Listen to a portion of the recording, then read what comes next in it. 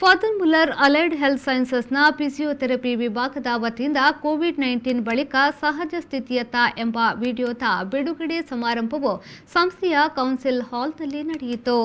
Father Muller charitable ಸಂಸ್ಥೆಯ ನಿರ್ದೇಶಕ reverend father Richard Aloysius ಕುವೆಲ್ಲೋ ಅಧ್ಯಕ್ಷತೆಯಲ್ಲಿ ಕೋವಿಡ್-19 ಬಳಿಕ ಸಹಜ ಸ್ಥಿತಿಯತ್ತ ಎಂಬ video ಅನಾವರಣಗೊಳಿಸಲಾಯಿತು.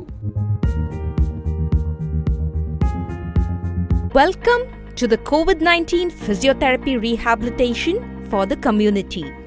Exercise is an important part of recovery after severe COVID-19 illness.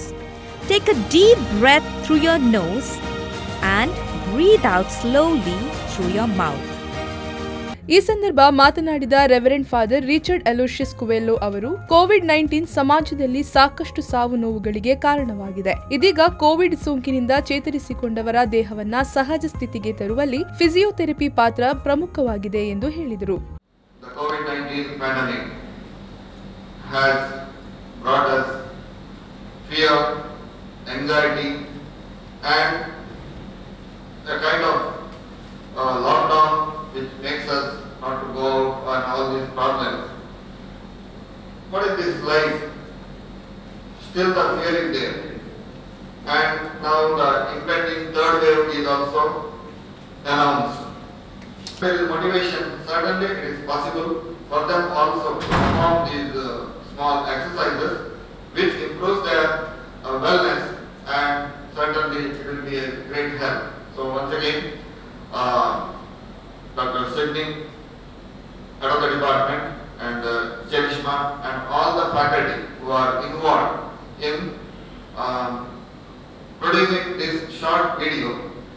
It is a very innovative move, and with the WHO guidelines and with physicians' advice, these can be performed and we can improve our health, and also we can speak to others about this.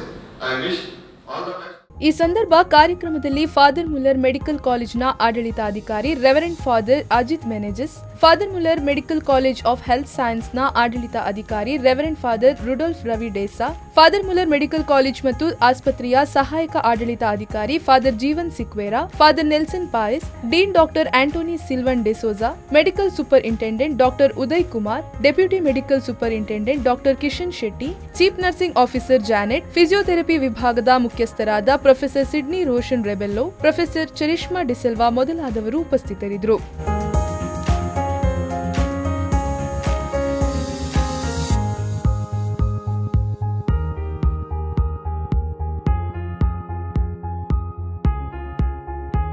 Sharath Salian V4 news, Mangaluru.